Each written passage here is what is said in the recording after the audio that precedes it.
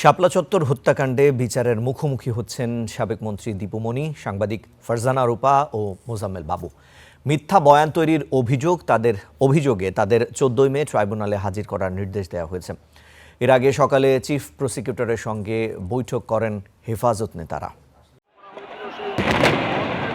2013 সালের 5 মে মতিঝিলের শাপলা চত্বরে হেফাজতের সমাবেশে বেপরোয়া হামলা চালায় আইনশৃঙ্খলা বাহিনী। তবে সে ঘটনায় উল্টো বিচারের মুখোমুখি হতে হয় হেফাজত কর্মীদেরই।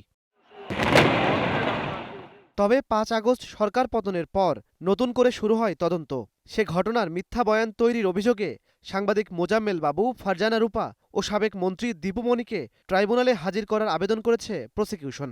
মোজাম্মেল বাবু, ফারজানা রূপা তাদের যে একটা ভূমিকা ছিল এই হেফাজত ইসলামের এই ঘটনাটাকে আপনার ভিন্ন খাতে প্রবাহিত করবার জন্য যে একটা প্রচেষ্টা ছিল, তাতে করে আমাদের কাছে মনে হয়েছে যে এইটাও একটা সিস্টেমেটিক ক্রাইমের মধ্যেই ছিল। তারা হেফাজত হত্যাযজ্ঞের দিন বন্ধ করে দেয়া হয়েছিল বিদ্যুৎ, ইন্টারনেট।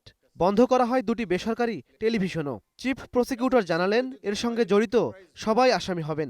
আমরা তো খুব পরিষ্কারভাবেই দেখতে পাচ্ছি ইট ওয়াজ এ জয়েন্ট এন্টারপ্রাইজ।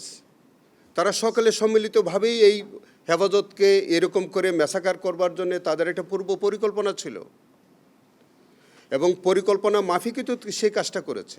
এর আগে চিফ প্রসিকিউটরের সঙ্গে বৈঠক করেন হেফাজত নেতারা। সে সময় তারা জানান, সেই দিনের বর্বরতায় ঝরেছে শতপ্রাণ। লাশ গুম করা হয়েছে, মানুষ বিভিন্ন স্থান থেকে এখানে উপস্থিত হয়েছেন। সিটি কর্পোরেশনের এই যে ময়লার গাড়িতে করে একেবারে এখান থেকে তুলে নিয়ে যাওয়া হয়েছে। এদিকে শাপলা চত্বর হত্যা মামলার তদন্ত প্রতিবেদন 7 জুনের আগেই দেয়া হবে বলে জানিয়েছেন চিফ প্রসিকিউটর। আমরা ইতিমধ্যে তাদের ইনভেস্টিগেশন আমরা সবগুলো নিয়ে আসতেছি। ইমন মাহমুদ, স্টার নিউজ, ঢাকা।